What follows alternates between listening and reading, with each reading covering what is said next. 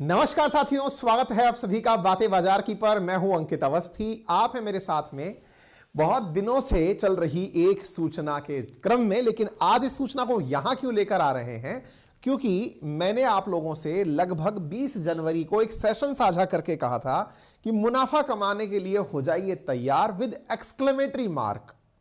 मैंने एक्सक्लेमेशन के साथ में आपको एक जानकारी दी थी कि आने वाले समय में अडानी अपना एफपीओ लेकर आ रहे हैं, यानी फॉलो ऑन पब्लिक ऑफरिंग लेकर आ रहे हैं। मैंने इसके अंदर आपको प्रॉपर तरीके से बताया था कि आईपीओ और एफपीओ में क्या अंतर होता है। एक सेशन हमने आपके साथ में आज से 12 दिन पहले किया था।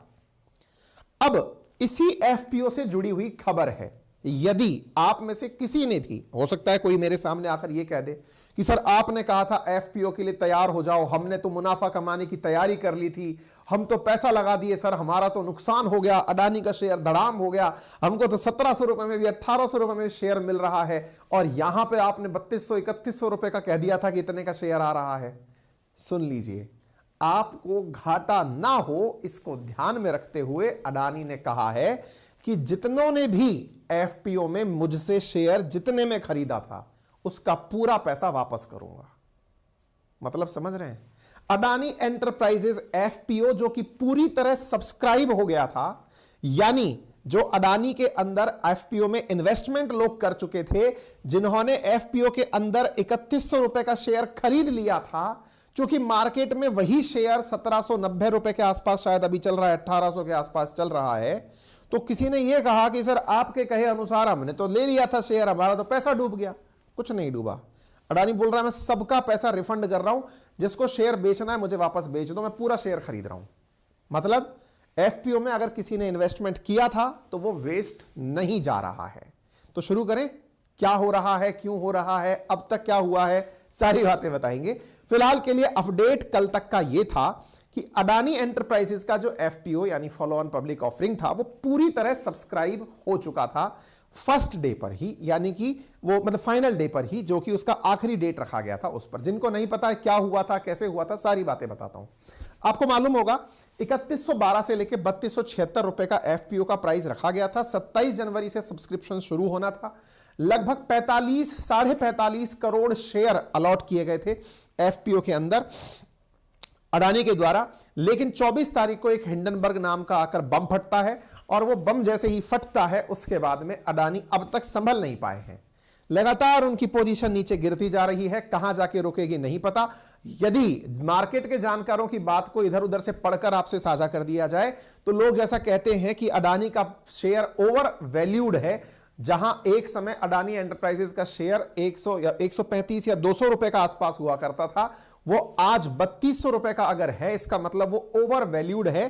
तो ओवर वैल्यूड चीज को अपनी ओरिजिनल पोजीशन में तो आना पड़ेगा, इसलिए ये सारा काम हो रहा है। कुछ का ऐसा मानना है, कुछ का ऐसा कहना है। हम तो मार्केट में क्या चल रहा है वो आपको बता देते हैं। और बात यह है कि एफपीओ आना था, एफपीओ की रेट रखी गई थी 3112 से लेकर 3276 रुपए। अडानी ग्रुप का 20,000 करोड़ का एफपीओ 27 जनवरी को सब्सक्रिप्शन के लिए खुला था, 31 जनवरी को बंद हुआ था। यानी जिसको अडानी के शेयर खरीदने थे तो अडानी समूह का यानी अडानी एंटरप्राइजेस खुद से शेयर बेच रही थी। शेयर बेचने के लिए 31 तारीख को जो फाइनल डेट थी, इतने रुपए में, अब कॉमन सेंस लगाओ, मार्केट के अंदर जहां 1800 में शेयर मिल रहा है वहां पर एफपीओ के अंदर शेयर लोगों ने इस रेंज में खरीदा। मान लो 3100 के अंदर ही खरीदा, इससे नीचे तो खरीद ही नहीं सकते आप। लोग क्या सोच रहे थे, मैं आपको एक इंटरेस्टिंग बात बताता हूं। देखो यहां पर ना एक बड़ा गेम हुआ है, आप उस गेम को समझना, अगर आप समझ जाओगे तो आनंद आएगा। गेम ये हुआ है, लोग ये समझ रहे थे कि अडानी का शेयर 3200 रुपए 3100 रुपए का रेट रखा हुआ है इसने, तो टेक्निकली यदि मार्केट नीचे जा रहा है तो 1700 रुपए का मार्केट में अभी तक रेट पहुंच गया, आप 1800 पकड़ लो, तो बोले अडानी का एफपीओ में जो शेयर है ना वो नीचे आ जाएगा। और किसी ने यह सोचा कि एफपीओ जो है ना वो फेल मार जाएगा, यानी अडानी का शेयर कोई खरीदने ही नहीं आएगा। अडानी यहां पर अपनी जानकारी से, अपने रिलेशंस से, अपनी एक तरह से कंपनीज के बीच में जो अपनी उठा बैठ है उससे एक काम कराने में कामयाब हो गया। और वो क्या था, 31 तारीख को इसने अपने पूरे स्टॉक को बेच दिया और इसी रेट पर बेच दिया। कितने पर? 3112 रुपए में। अब ये इज्जत की बात हो गई। अब जिनको लगता है कि ये क्या हुआ, कैसे हुआ, तो मैं थोड़ा सा आपको बताना चाहूंगा ताकि आप इस चीज को थोड़ा समझ लें। देखो, एक बार के लिए अपन इस बात को यूं समझें, मैं थोड़ा सा इसको आपको समझाने की कोशिश करता हूं, फिर आप रिलेट कर लेना। ये 100% शेयर है मार्केट के अंदर। 100% शेयर में हमने मान लिया कि भाई पहले से 25% जो हिस्सा है ये अडानी ने, या अडानी एंटरप्राइजेज है, इस कंपनी का नाम अडानी एंटरप्राइजेज है, और इस एंटरप्राइजेज ने 100% शेयर में से 25% शेयर तो शुरुआत में ही आईपीओ के माध्यम से मार्केट में निकाल दिए थे। शुरुआत में ही जब पहली बार इसका आईपीओ आया होगा तब अडानी को लगा यार 25% निकाल दिए, लोगों से पैसा ले लिया, अब और पैसा चाहिए। तो अडानी ने मान लीजिए कि अपने अगले 25%, उदाहरण के लिए समझा रहा हूं, अगले 25% 27 जनवरी को निकाले, 27 जनवरी 2023 को निकाले। ये जो अगले 25% जो आईपीओ के बाद निकाले जाते हैं इसे एफपीओ कहते हैं। क्या कहते हैं? एफपीओ कहते हैं। ठीक है, इस एफपीओ से अडानी कितना पैसा कमाना चाहता था? 20,000 करोड़ रुपए। 20,000 करोड़ रुपए कमा करके इस 25% हिस्से को बेचना चाहता था। यह 25% हिस्सा कितने लोगों में बिकना तय किया अडानी ने? तय किया 45.5 करोड़ लोगों के अंदर, यानी 45 करोड़ शेयर में बांट दिया उसने अपने इस 25% को। फैक्चुअल डेटा दे रहा हूं मैं आपको, ये 45.5 करोड़ का। ठीक है, अब इतने शेयर में इसका ये बाकी बचा हिस्सा जो है वो बंटने के लिए निकला। लोगों ने उम्मीद क्या लगाई?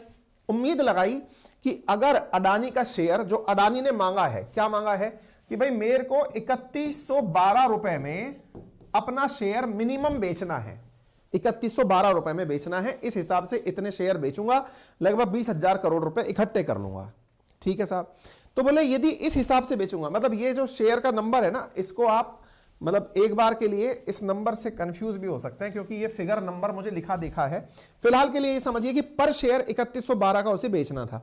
मार्केट की प्रेडिक्शन क्या थी कि जैसे मार्केट में इस समय अडानी का जो शेयर चल रहा है वो चल रहा है लगभग 1800 रुपए के आसपास, अडानी एंटरप्राइजेस का शेयर जिसका एफपीओ आया था। तो लोगों ने लगा कि 3100 की चीज अब 1800 में मिलना शुरू हो जाएगी। इसके दो मायने निकले। इसके दो मायने क्या निकले? एक मायना तो ये निकला कि एफपीओ फेल मार गया। क्यों? चाहते तो थे 20,000 करोड़ कमाना, लेकिन 1800 के हिसाब से तो वो कमा नहीं पाएंगे, नंबर एक।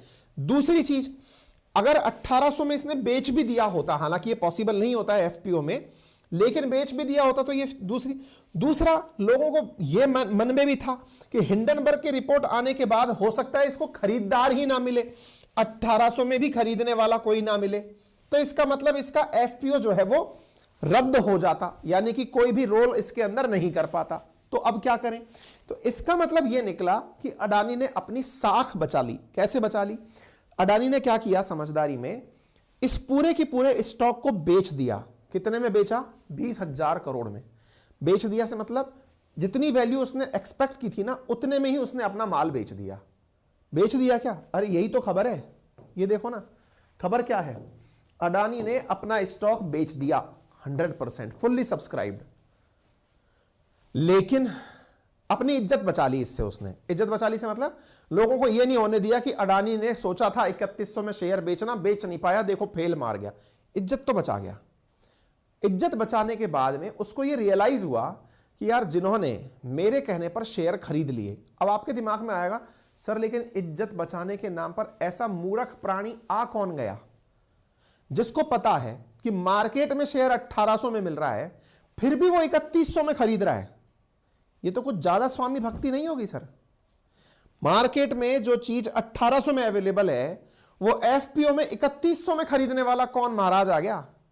तो निश्चित ही ये तो वही लोग होंगे जिन्हें अडानी ने फोन करके कहा होगा भाई मेरा एफपीओ आ रहा है, उसकी इज्जत रख ले, खरीद ले यार उसको, ताकि कम से कम ये ना लगे कि अडानी का एफपीओ पिट गया। आ गई बात समझ में? इसका मतलब क्या हुआ कि अडानी का एफपीओ सक्सेसफुल हुआ। यह अपने आप में एक बहुत ही हास्यास्पद स्थिति है कि 1800 रुपए की चीज को लोगों ने 3112 रुपए मिनिमम में खरीदा है।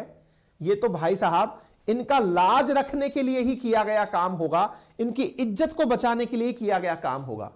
आप में फिर सवाल आएगा, इज्जत बचाने के लिए किया गया काम करेगा कौन? लेकिन तो अडानी के भाई जानकार तो दुनिया भर में है ना, तो उन दुनिया भर के लोगों से बोला गया, क्वालिफाइड इंस्टीट्यूशनल इन्वेस्टर्स से बोला गया, कुछ ऐसे जो छोटे छोटे निवेशक हैं उनसे बोला गया कि भाई 2-2 करोड़ का इन्वेस्टमेंट कर दो, 5-5 करोड़ का इन्वेस्टमेंट कर दो।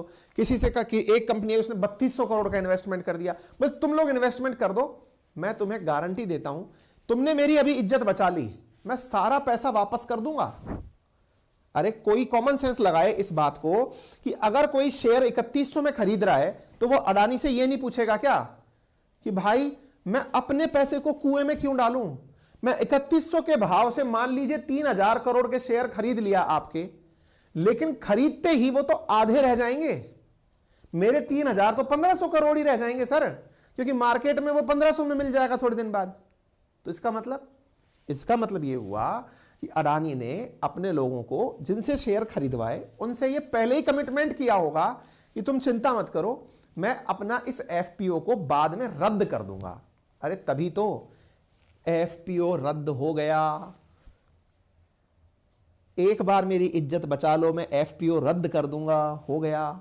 यानी कि एक प्रकार से 27 तारीख से लेकर के 31 के बीच में जो भी हुआ वो केवल और केवल जुगलबंदी का काम था। यानी इन्होंने अपने रिलेशंस दिखा करके अपनी इज्जत बचाई है। आप देख लो, डे 1 में 1% नॉन इंस्टीट्यूशनल इन्वेस्टर आया था, क्वालिफाइड इंस्टीट्यूशनल इन्वेस्टर 0% आया था। कोई एम्प्लॉय नहीं, कुछ शेयर बिक ही नहीं रहा था डे 1 में 27 तारीख के दिन। 31 तारीख के दिन में स्थिति यह आई कि भाई साहब over subscribed, last day qualified institutional buyers, जिन्हें सेबी कहता है कि हां तुम्हें क्वालिफाइड इंस्टीट्यूशनल बायर्स वो होते हैं जो सेबी की नजर में समझदार होते हैं, जिनको लगता है सेबी को कि हां तुम्हें समझ है मार्केट की, वो होते हैं क्वालिफाइड इंस्टीट्यूशनल बायर्स। समझे? तो qualified institutional buyer, non institutional buyer 3.332% आ गए साहब, ये non institutional buyer, retail individual buyer, इन सब ने मिलकर के इसको 112% सक्सेसफुल करा दिया कि लो जी आपका मार्केट में हमने माल खरीद लिया। बस अगले दिन अडानी आते हैं, 31 की डेट थी, देख लो 31 की डेट थी कि लास्ट में 31 के अंदर खरीदना है। 1 तारीख को अडानी खुद बाहर आते हैं और बोलते हैं कि भाई मैं अपना एफपीओ रद्द करता हूं। यानी एक स्थिति तो यह हो सकती थी कि कोई खरीदार ही ना मिलता और फिर रद्द करना पड़ता, वो तो बहुत ही एम्बेरेसिंग सिचुएशन होती। अब क्या हो रहा है, अब कम से कम अपनी इज्जत बच रही है इनकी, ये कहते हुए कि देखो मेरा तो एफपीओ आ गया था, सक्सेसफुल बिक भी गया था, लेकिन अब मेरा जो इन्वेस्टर है उसको नुकसान ना हो, क्योंकि मार्केट में ऑलरेडी शेयर का भाव कम चल रहा है, तो मैं उसका पैसा वापस लौटाता हूं। और इस क्रम को करते हुए अडानी उस पैसे को वापस लौटा रहे हैं। ठीक है, तो इधर देख लो, going ahead not morally correct. Adani ने कहा कि भाई जब मेरा शेयर नीचे जा रहा है तो ये मेरे लिए मौलिक रूप से, नैतिक रूप से सही नहीं है कि मैं उन लोगों के साथ ऐसा करूं। ये तो किसी को भी समझ में आने वाली बात थी। ठीक है ना? अच्छा, अब एक चीज यहां पर और है, इन दिनों ना एक चीज निकल कर आ रही है, और वो क्या है कि अडानी के जो बॉन्ड हैं उनको भी लेकर के बवाल हो रखा है। कैसे? क्रेडिट स्विस जो बैंक है उसने मना कर दिया है, सिटी बैंक ने मना कर दिया है कि हम इसकी बॉन्ड को वैल्यू नहीं देंगे। अब ये बॉन्ड को वैल्यू देना क्या होता है? बॉन्ड को वैल्यू देना क्या होता है? ये गौतम अडानी है, इन्होंने बकायदा अपना अडानी स्टैंड विद इन्वेस्टर करके ट्विटर पर ट्रेंड भी चलवाया है। ट्विटर पर ट्रेंड चल रहा है, अडानी ने भाई लोगों का पैसा वापस कर दिया है, अडानी ने लोगों की सहायता करने के लिए, अडानी का ब्रेकिंग एकदम तरीके से न्यूज भी आया है, एनडीटीवी अब तो इनका अपना है, तो बकायदा यहां पर न्यूज आती है कि साहब गौतम अडानी ने अपना एफपीओ वापस ले लिया है, लोगों के पैसे लौटा दिए हैं। Adani enterprises limited stand wide with stand investors, investors का पैसा नहीं डुबोएंगे। इन्वेस्टर तो हाथों आपके ही लोग ना, तो डुबोते कैसे? जो मार्केट में 1800 का माल मिल रहा है वो 3100 में खरीद रहा है, इसका मतलब आपका अपना ही होगा, उसका पैसा लौटाना आपकी नैतिक जिम्मेदारी है ही। ठीक है ना? फिलहाल मार्केट के अंदर अडानी के जो शेयर चल रहे हैं वो इस तरह से गिरे हुए हालात में चल रहे हैं। अभी जो अपडेटेड न्यूज आ रही है ना अडानी के बारे में, वो एक और आ रही है, और वो क्या है कि जो ये बाकी जो चीजें होती क्या है ये सब अपन ने यहां पे बता दिया है आपको। अभी एक न्यूज ये आ रही है, और वो क्या है कि अडानी के, अरे कहां गया, एक सेकेंड, ये क्रेडिट स्विस जो बैंक है ना उसने कहा है कि अडानी के जो डेट, मतलब आसान भाषा में समझो कि अडानी के जो बॉन्ड हैं उनको हम वैल्यू नहीं देंगे। अडानी के बॉन्ड को वैल्यू नहीं देने का मतलब क्या हुआ कि भाई जितने भी इसके शेयर खरीदे हुए हैं, जो भी इसके बॉन्ड हैं, उनको हम बैंकिंग के लिहाज से लोन लायक नहीं मानते। अब ये क्या होता है? ऐसे ही एक चीज और आप देखो, यहां पर क्रेडिट स्विस के बाद में सिटी ग्रुप ने भी कहा है कि इसका बॉन्ड एक्सेप्ट नहीं होगा सिक्योरिटी मार्केट में। आसान भाषा में इसको ऐसे समझो, जैसे ना अपन लोग क्या करते हैं, आरबीआई जो है ना वो नोट जारी करती है, ये आप और हम जानते हैं, है ना। समटाइम्स क्या होता है कि मार्केट में अगर आप व्यापार करते हो, जैसे कि मान लो कि मैं एक छोटा सा व्यापारी हूं, मैंने एक व्यक्ति से कहा फोन पर कि भाई साहब यार मैं एक कागज पे लिख के आपको दे रहा हूं, वो उस कागज को अपने पास में एक तरह से मेरा कमिटमेंट मान करके अपने पास रख लेना, ये कहते हुए कि मैंने आपको लिखित में गारंटी दे दी है कि मैं आपको 1 करोड़ रुपए महीने भर के अंदर लौटा दूंगा। वो दुकान वाला उस 1 करोड़ रुपए के मेरे लिखे हुए के ऊपर सामने वाले को 1 करोड़ रुपया देगा, तो वो इसलिए नहीं देगा कि मेरे कागज में वजन है, वो इसलिए देगा मेरी बात में साख है, मतलब मेरी बात की कोई वैल्यू है। यानी मेरे कागज पे हस्ताक्षर मात्र से सामने वाले को जो 1 करोड़ रुपए मिल रहे हैं वो इसलिए मिल रहे हैं कि बोला किसने है, ठीक है। लेकिन सोचो आपको अचानक ये पता चल जाए, यानी सामने वाले को ये पता चल जाए कि जो व्यक्ति बोलने वाला है उसके तो खुद के हालात खराब है, वो दे कहां से देगा। एग्जैक्टली यही हुआ है। हुआ क्या है, ये जो कागज दिया गया था इसको बॉन्ड कहते हैं।